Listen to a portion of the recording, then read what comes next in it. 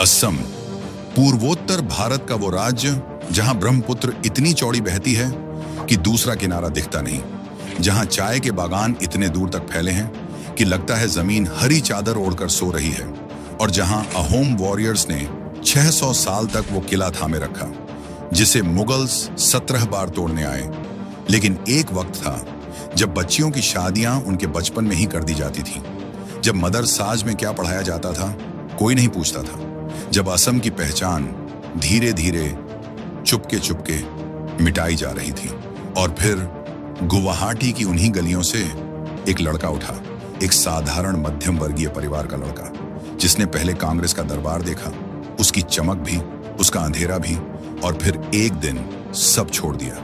14 साल की राजनीति, 14 साल के रिश्ते, 14 साल की मेहनत, एक पल में लोगों ने कहा बर्बाद हो जाएगा। लोगों ने कहा कोई नहीं जानता उसे। लोगों ने कहा बीजेपी में नॉर्थ ईस्ट का क्या काम।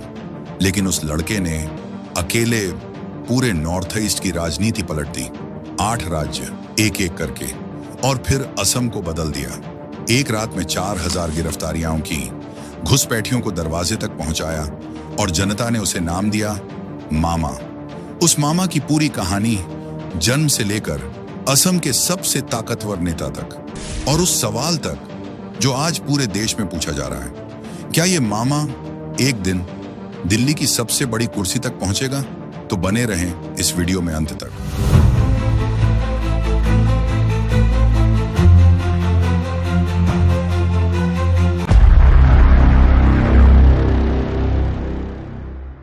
एक फरवरी 1969, गुवाहाटी, ब्रह्मपुत्र के किनारे बसा वो शहर जहां सुबह की धुंध नदी के ऊपर ऐसे छाती है जैसे आसमान जमीन से मिलना चाहता हो। इसी शहर के जलुकबारी इलाके में एक मध्यम वर्गीय असमिया परिवार में एक बच्चे का जन्म हुआ, हिमंता बिस्वा शर्मा। पिता कैलाश नाथ शर्मा एक ईमानदार सरकारी कर्मचारी थे। मां मृणालिनी देवी ने घर को संस्कारों से सींचा। परिवार अमीर नहीं था, लेकिन उनके पास सपने थे और उन्हें पूरा करने की जिद थी। हिमंता का बचपन एक उबलते हुए असम में बीता। 1970 से 1980 का दशक, बांग्लादेशी घुसपैठ का मुद्दा हर गली में था। असम के लोग देख रहे थे कि उनकी जमीन, उनकी नौकरियां और उनकी पहचान छिन रही है। आंसू, ऑल असम स्टूडेंट्स यूनियन ने आंदोलन शुरू किया। असम एजिटेशन, 1979 से 1985 तक 6 साल का वो आंदोलन, जिसमें हजारों नौजवान सड़कों पर उतरे, जिसमें खून बहा, जिसमें जानें गईं। एक किशोर हिमंता यह सब अपनी आंखों से देख रहा था, और अंदर ही अंदर एक आग सुलग रही थी। असम के सबसे प्रतिष्ठित कॉटन कॉलेज से पढ़ाई हुई, यहाँ किताबों के साथ साथ राजनीति भी सीखी। फिर गुवाहाटी विश्वविद्यालय से लॉ की डिग्री ली। 1990 के दशक में हिमंता ने कांग्रेस में प्रवेश किया। वो सिर्फ सदस्यता लेकर नहीं बैठे, जमीन पर काम किया, लोगों की समस्याएं सुनी। 2001 के विधानसभा चुनाव में अपने ही इलाके जलुकबारी से खड़े हुए, उन्हीं गलियों से जहां वो पले बढ़े थे। जनता ने उन्हें चुना। महज 32 साल की उम्र में पहली बार विधायक। उस दिन जलुकबारी में एक नेता का जन्म हुआ जो आगे चलकर पूरे नॉर्थ ईस्ट की तस्वीर बदलने वाला था। 2001 में जलुकबारी की जनता ने हिमंता पर भरोसा किया और वो पहली बार विधायक बने। असेंबली में बैठे, सीखे और काम किया। लेकिन राजनीति में सिर्फ मेहनत काफी नहीं होती, सही वक्त पर सही इंसान का साथ भी चाहिए। वो इंसान थे तरुण गोगोई। तरुण गोगोई, वो गुरु जिसने रास्ता दिखाया। 2001 में तरुण गोगोई असम के मुख्यमंत्री बने। उन्होंने हिमंता में एक चिंगारी देखी, एक ऐसा नौजवान जो सिर्फ कुर्सी नहीं, काम चाहता था। गोगोई ने मौका दिया और हिमंता ने उसे दोनों हाथों से थाम लिया। पहला बड़ा पोर्टफोलियो मिला, स्वास्थ्य मंत्री। हिमंता अस्पतालों में गए, डॉक्टरों से मिले, व्यवस्था की खामियां देखी और बदलाव लाने की कोशिश की। जनता ने नोटिस किया। फिर एक के बाद एक बड़े विभाग, वित्त, शिक्षा, पीडब्ल्यूडी, असम में एक नई पहचान बनी। हिमंता बिस्वा शर्मा, वो नेता जो फील्ड में जाता है, जो रात को भी फोन उठाता है। लेकिन राजनीति में सिर्फ उठान नहीं होती। कुछ चुनावों में करीबी हार आई, कुछ फैसलों में नाकामी मिली, कुछ ऐसे पल भी आए जब लगा शायद यह रास्ता सही नहीं। लेकिन हिमंता ने हार से भागना नहीं सीखा, हार से सीखना सीखा था। हर गिरावट के बाद वो और मजबूत होकर उठे। इन्हीं सब के बीच हिमंता एक और चीज देख रहे थे। कांग्रेस की तुष्टीकरण की राजनीति, वोट के लिए घुसपैठियों को संरक्षण, मदरसाज को बढ़ावा, असम की हिंदू पहचान को कमजोर करना। हिमंता अंदर से तड़पते थे, लेकिन कांग्रेस में बोलने की आजादी नहीं थी और सबसे बड़ी बीमारी थी परिवारवाद। तरुण गोगोई के बेटे गौरव गोगोई को आगे बढ़ाया जाने लगा। दशकों की मेहनत करने वाले हिमंता को लगा इस दरबार में उनके लिए जगह नहीं। 2015 वो फैसला जिसने इतिहास बदला। 2014 की मोदी लहर में कांग्रेस की देश भर में करारी हार हुई। हिमंता ने देख लिया जनता बदलाव चाहती है। मन में सवाल उठा, क्या मैं सही जगह पर हूं? जवाब था नहीं। 2015 में हिमंता और तरुण गोगोई के बीच तनाव चरम पर पहुंचा और एक दिन हिमंता ने कांग्रेस छोड़ दी। 14 साल की मेहनत, 14 साल के रिश्ते, सब एक पल में। लोगों ने कहा गलती की, लेकिन हिमंता जानते थे कांग्रेस का वो चेहरा जो उन्होंने देखा था वो जनता को नहीं दिखता, और उन्होंने तय किया इस खेल का हिस्सा बनने से अच्छा है नया खेल शुरू करना। वो नया खेल शुरू होने वाला था बीजेपी के साथ, असम के लिए। 2015 में हिमंता बिस्वा शर्मा ने कांग्रेस छोड़ी। 14 साल का अनुभव था, असम की पहचान थी, जनता का भरोसा था, लेकिन पार्टी नहीं थी। लोगों ने कहा तुम बर्बाद हो गए, लेकिन हिमंता मुस्कुराए और दिल्ली की तरफ चल दिए। अमित शाह से मुलाकात हुई और उस एक मुलाकात ने सब बदल दिया। तय हुआ कि हिमंता सिर्फ असम नहीं, पूरा नॉर्थ ईस्ट संभालेंगे, क्योंकि अमित शाह जानते थे नॉर्थ ईस्ट जीतने के लिए ऐसा नेता चाहिए जो वहां की जमीन समझे, भाषा समझे और दर्द समझे। बीजेपी ज्वाइन करते ही हिमंता ने नेड़ा बनाया नॉर्थ ईस्ट डेमोक्रेटिक अलायंस। 8 राज्य, अलग अलग भाषाएं, अलग अलग पार्टियां, सबको एक छतरी के नीचे लाना आसान नहीं था, लेकिन हिमंता ने हर राज्य की जरूरत समझी, हर नेता से उसकी भाषा में बात की। नतीजा, एक एक राज्य बदलने लगा। मणिपुर में कांग्रेस 15 साल से थी, 2017 में बीजेपी ने जीता। त्रिपुरा में लेफ्ट 25 साल से था, 2018 में बीजेपी ने जीता। अरुणाचल, मेघालय, नागालैंड, कांग्रेस के दशकों पुराने गढ़ एक एक करके टूटे, और इस पूरे खेल के पीछे एक ही दिमाग था, हिमंता बिस्वा शर्मा। 2016 में असम, सबसे बड़ी जीत। 15 साल से कांग्रेस सत्ता में थी। हिमंता ने जनता का गुस्सा, घुसपैठ से तंगी, करप्शन से थकी जनता का गुस्सा एक डायरेक्शन दिया। गांव-गांव गए, चाय बागानों तक गए। नतीजा, 126 में से 86 सीटें। कांग्रेस एक झटके में उखड़ गई। 2021 में वो खुद मुख्यमंत्री बने। वो लड़का जो गुवाहाटी की गलियों में पला था, कॉटन कॉलेज में सपने देखे थे, आज असम का मुख्यमंत्री था। लेकिन हिमंता के लिए ये मंजिल नहीं थी, ये शुरुआत थी। 1 मई 2021 हिमंता बिस्वा शर्मा ने मुख्यमंत्री पद की शपथ ली। गुवाहाटी में जश्न था, लेकिन हिमंता जश्न में नहीं थे, काम में थे, क्योंकि उन्हें पता था जश्न एक रात का होता है, जिम्मेदारी उम्र भर की। सामने था एक टूटा हुआ असम, घुसपैठ खुलेआम, बाल विवाह आम बात, इन्वेस्टर्स आने से डरते और दशकों की गलत राजनीति का बोझ। हिमंता ने वो मौका जाया नहीं किया। पहला फैसला, मदरसे बंद। मुख्यमंत्री बनते ही हिमंता ने 600 से ज्यादा सरकारी फंडेड मदरसे एक झटके में बंद कर दिए। विपक्ष चीखा, मीडिया ने निशाना साधा, प्रोटेस्ट हुए, लेकिन हिमंता का जवाब साफ था, सरकारी पैसा जनता का है, उससे सिर्फ वो शिक्षा मिलेगी जो बच्चे को डॉक्टर बनाए, इंजीनियर बनाए, साइंटिस्ट बनाए। वो मदरसे या तो रेगुलर स्कूल बन गए या बंद हो गए। उन स्कूल्स में बैठे बच्चे अब साइंस पढ़ने लगे, मैथमेटिक्स पढ़ने लगे और इंग्लिश पढ़ने लगे। एक माँ ने कहा, मेरे बेटे को पहले कुछ नहीं पता था, अब वो डॉक्टर बनना चाहता है। यही था हिमंता का मकसद। दूसरा फैसला, चाइल्ड मैरिज पर वार। फरवरी 2023, एक रात पूरे असम में एक साथ पुलिस की गाड़ियां निकली, हर जिले में, हर गांव में। उस एक रात में 4000 से ज्यादा गिरफ्तारियां, चाइल्ड मैरिज के आरोपी, पूरा देश हैरान। विपक्ष ने कहा यह राजनीति है, लेकिन हिमंता का जवाब था, एक बच्ची की उम्र होती है खेलने की, पढ़ने की, सपने देखने की। उस उम्र में शादी करना उसका भविष्य चुराना है। कानून सबके लिए बराबर है। उस एक रात के बाद असम में चाइल्ड मैरिज की दर गिर गई। वो बदलाव आया जो दशकों में नहीं आया था। तीसरा फैसला, एनआरसी और घुसपैठ के खिलाफ लड़ाई हिमंता की सबसे लंबी और सबसे कठिन लड़ाई। फॉरेनर्स ट्रिब्यूनल्स एक्टिव किए गए जो सालों से बंद पड़े थे। एनआरसी प्रोसेस में 19 लाख लोग लिस्ट से बाहर हुए। बांग्लादेश घबराया, ममता तड़पी, इंटरनेशनल मीडिया ने निशाना साधा, लेकिन हिमंता नहीं रुके, क्योंकि उन्होंने वो जिले देखे थे जहां डेमोग्राफिक्स बदल चुकी थी, जहां असमिया संस्कृति धीरे धीरे मिट रही थी। वो पहचान वापस लानी थी। डेवलपमेंट हिमंता सिर्फ कानून व्यवस्था के नेता नहीं थे। बोगीबील ब्रिज, ब्रह्मपुत्र पर भारत का सबसे लंबा रेल रोड ब्रिज, 4.94 किलोमीटर, जिस पर ट्रेन भी चलती है और गाड़ियां भी, जिसने दशकों से कटे इलाकों को मेनलैंड से जोड़ा। गुवाहाटी में नई roads, flyovers, modern airport terminal, नए मेडिकल कॉलेज, ताकि असम का बच्चा डॉक्टर बनने के लिए बाहर न जाए।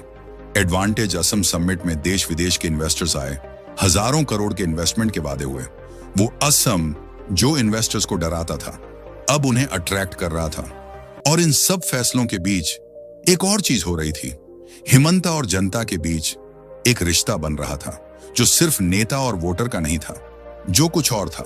जब असम में बाढ़ आती, हिमंता खुद नाव पर बैठकर जाते, पानी में उतरते, लोगों से मिलते। जब कोई तकलीफ में होता, हिमंता का नंबर डायरेक्टली अवेलेबल था। जब कोई अन्याय होता, हिमंता खुद एक्शन लेते, बिना देर किए। जनता ने देखा, ये नेता अलग है, ये नेता वो है जो कहता है वो करता है, जो बोलता है वो होता है। और धीरे धीरे जनता ने उन्हें एक नाम दिया, मामा, माँ का भाई, सबसे करीबी, सबसे भरोसेमंद, वो इंसान जो अपना होता है, जो कभी धोखा नहीं देता। राजनीति में एक पुरानी बीमारी है, दोहरापन, मंच पर कुछ, कैमरे के सामने कुछ और असलियत में कुछ और। ज्यादातर नेता इसी बीमारी से पीड़ित हैं। हिमंता बिस्वा शर्मा इससे कोसों दूर हैं। जो सोचते हैं वो बोलते हैं, जो बोलते हैं वो करते हैं, बिना फिल्टर के, बिना स्क्रिप्ट के। और यही एक चीज उन्हें बाकी नेताओं से अलग करती है। हिमंता से कोई भी सवाल पूछो, जवाब मिलेगा तुरंत। वो नहीं कहेंगे, मैं इस पर कमेंट नहीं करूंगा। राहुल गांधी पर, कांग्रेस पर, पाकिस्तान पर, घुसपैठ पर, अपीजमेंट पॉलिटिक्स पर, हिमंता ने वो सब कहा जो बाकी नेता सोचते हैं लेकिन कहने की हिम्मत नहीं रखते। जब कांग्रेस ने निशाना साधा, हिमंता ने और तीखा जवाब दिया। जब ममता बनर्जी ने एनआरसी का विरोध किया, हिमंता ने कहा, घुसपैठियों की रक्षा करना बंद करो। जवाब में फैक्ट्स होते थे, डेटा होता था जिसका कोई तोड़ नहीं होता। आज के जमाने में ज्यादातर नेता मीडिया से डरते हैं, हर शब्द तोलते हैं। हिमंता इसके उलट हैं। अगर मीडिया ने गलत सवाल पूछा तो सीधे कहा, गलत सवाल है। अगर झूठी खबर चली तो उस चैनल को, उस एंकर को नाम लेकर जवाब दिया। कोई डिप्लोमेसी नहीं, कोई कर्टसी नहीं। इसीलिए मीडिया हिमंता से थोड़ा डरती भी है और कवर भी करना चाहती है, क्योंकि हिमंता जो बोलते हैं वो हमेशा न्यूज बनता है। हिमंता की एग्रेसिव स्टाइल के साथ कंट्रोवर्सीज भी आईं। विपक्ष ने मुकदमे किए, मीडिया ने घेरा, लेकिन हिमंता का रवैया हर बार एक जैसा रहा। न माफी, न पीछे हटना, बस अगला कदम उठाना। जनता का फैसला, कुछ लोग कहते हैं, बहुत एग्रेसिव है, लेकिन असम की जनता कहती है यही चाहिए था। असम ने दशकों तक वो नेता देखे जो मंच पर शेर थे और कुर्सी पर बैठते ही बिल्ली बन जाते थे। हिमंता ने वो सांचा ही तोड़ दिया। इसीलिए जनता उन्हें नेता नहीं, मामा कहती है। वो मामा जो बाहर वालों से लड़ता है, अपनों की रक्षा करता है और कभी पीठ नहीं दिखाता। दोस्तों, अभी सबसे बड़े सवाल का जवाब बाकी है। मोदी के बाद क्या हिमंता है अगला बड़ा चेहरा? तो बने रहें वीडियो में अंत तक। असम खूबसूरती और जिम्मेदारी की जमीन। कुछ जगहें सिर्फ जगहें नहीं होती, कुछ जगहें सांस लेती हैं, महसूस कराती हैं और आपको बदल देती हैं। असम उन्हीं जगहों में से एक है। ब्रह्मपुत्र तिब्बत में जन्मी, अरुणाचल से भारत में आई और असम में इतनी चौड़ी हो गई कि दूसरा किनारा दिखता नहीं। बरसात में तबाही लाती है, लेकिन जब पानी उतरता है तो इतनी उपजाऊ मिट्टी छोड़ जाती है कि उसमें जो सोना उगता है। ब्रह्मपुत्र सिर्फ नदी नहीं, असम की मां है। Kaziranga UNESCO world heritage site. दुनिया के 2/3 एक सींग वाले गैंडे यही हैं। Royal Bengal tiger, Asian elephant, wild buffalo. जब सुबह की धुंध में गैंडा चलता दिखता है तो लगता है वक्त रुक गया है। माजुली ब्रह्मपुत्र के बीच दुनिया का सबसे बड़ा नदी द्वीप। 500 साल पुराने सत्र, वैष्णवाइट कल्चर, पारंपरिक नाट्य भावना, यह असम की आत्मा है। लेकिन खतरे में है। जो द्वीप कभी 1200 स्क्वायर किलोमीटर था, आज 500 से भी कम बचा है। माजुली को खोना सिर्फ जमीन खोना नहीं, एक पूरी सभ्यता खोना है। कामाख्या गुवाहाटी की नीलाचल पहाड़ी पर 51 शक्तिपीठों में सबसे महत्वपूर्ण। हिमंता ने यहां काशी विश्वनाथ कॉरिडोर की तरह वर्ल्ड क्लास कामाख्या कॉरिडोर बनाने का काम शुरू किया। और फिर है असम टी, वो खुशबू जो लंदन से टोक्यो तक पहुंचती है, जिसकी जड़ें उन बागानों में हैं जहां सुबह की ओस में पत्तियां चमकती हैं। लेकिन असम सिर्फ खूबसूरती नहीं, जिम्मेदारी भी है। नक्शे पर देखिए, नॉर्थ ईस्ट के 8 राज्य, 5 करोड़ लोग, बाकी भारत से जुड़े हैं सिर्फ एक रास्ते से। सिलीगुड़ी कॉरिडोर, मात्र 22 किलोमीटर चौड़ी पट्टी, जिसे कहते हैं चिकन नेक। एक तरफ बांग्लादेश, दूसरी तरफ नेपाल, ऊपर भूटान और उससे भी ऊपर चीन। अगर यह कॉरिडोर किसी भी वजह से कट हो जाए, पूरा नॉर्थ ईस्ट भारत से कट जाए। चीन इसे जानता है, अरुणाचल पर उसकी नजर है। बांग्लादेश में पॉलिटिकल इंस्टेबिलिटी के बाद चीन की प्रेजेंस बढ़ रही है। यहीं हिमंता की इंपॉर्टेंस और बढ़ जाती है। वो जानते हैं, घुसपैठ रोकना सिर्फ डेमोग्राफिक मुद्दा नहीं, सिक्योरिटी रिस्क है। इसीलिए एनआरसी, इसीलिए बॉर्डर पर सख्ती, इसीलिए फॉरेनर्स ट्रिब्यूनल्स। हिमंता ये सब सिर्फ राजनीति के लिए नहीं करते, उस जमीन की जिम्मेदारी की वजह से करते हैं जो अहोम वॉरियर्स की जमीन है, जो लचित बोरफुकन की जमीन है, जो 600 साल से किसी के सामने नहीं झुकी। अहोम साम्राज्य जो 1228 से 1826 तक पूरे 598 साल चला। लेकिन अहोम की असली पहचान उसकी लंबाई नहीं थी, उसका जज्बा था। मुगल साम्राज्य जिसने पूरे हिंदुस्तान को जीता, अकबर से औरंगजेब तक बड़े बड़े राजा झुक गए, किले टूट गए, लेकिन अहोम के सामने मुगल्स 17 बार आए और 17 बार मुंह की खाकर वापस लौटे। क्योंकि अहोम वॉरियर्स अपनी जमीन जानते थे, ब्रह्मपुत्र की नदियां जानते थे, जंगलों के रास्ते जानते थे, और सबसे बड़ी बात, वो जानते थे कि इस जमीन के लिए मर सकते हैं, झुक नहीं सकते। दिल्ली के गलियारों में एक सवाल गूंजता है, नरेंद्र मोदी के बाद बीजेपी का अगला प्रधानमंत्री चेहरा कौन? कई नाम आते हैं, लेकिन एक नाम हमेशा उस लिस्ट में होता है, हिमंता बिस्वा शर्मा। क्यों? वो 5 चीजें जो हिमंता को अलग बनाती हैं। पहली, वो डिलीवर करते हैं। मदरसा बंद करने की बात की, किया। चाइल्ड मैरिज पर एक्शन की बात की, किया। एनआरसी की बात की, किया। यह कंसिस्टेंसी आज की राजनीति में सोने से ज्यादा कीमती है। दूसरी, नॉर्थ ईस्ट को समझते हैं। 8 राज्य, अलग कल्चर्स, अलग भाषाएं। दिल्ली का कोई नेता इस पजल को नहीं समझता। हिमंता वहां की मिट्टी से है। तीसरी, एग्रेसिव भी, इंटेलिजेंट भी। पाकिस्तान को ललकारते हैं, फैक्ट्स के साथ, विपक्ष को घेरते हैं, डेटा के साथ। यही कॉम्बिनेशन एक प्रधानमंत्री में होना चाहिए। चौथी, जमीन नहीं छोड़ी, बाढ़ में नाव पर बैठे, गांव गांव गए।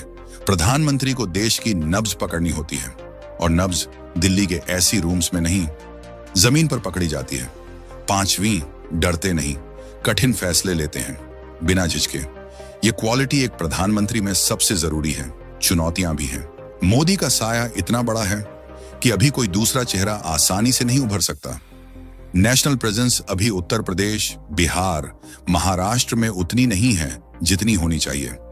और बीजेपी की इंटरनल पॉलिटिक्स में योगी और अमित शाह जैसे बड़े नाम भी हैं। लेकिन याद रखिए, यही हिमंता है जिन्होंने कांग्रेस छोड़ी जब सबने कहा बर्बाद हो जाओगे।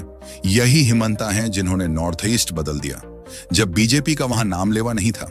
जो इम्पॉसिबल लगा, हिमंता ने पॉसिबल बनाया बार बार। आखिरी बात, गुवाहाटी की गलियों से शुरू हुआ यह सफर, कांग्रेस का दरबार, अकेला रास्ता, नॉर्थ ईस्ट की जीत, असम का बदलाव। आज वो उस जमीन के सबसे ताकतवर नेता हैं जहां अहोम वॉरियर्स ने 600 साल पहले एक किला बनाया था जो कभी नहीं टूटा। हिमंता की नसों में उसी लचित का खून है जिसने कहा था, मेरे मामा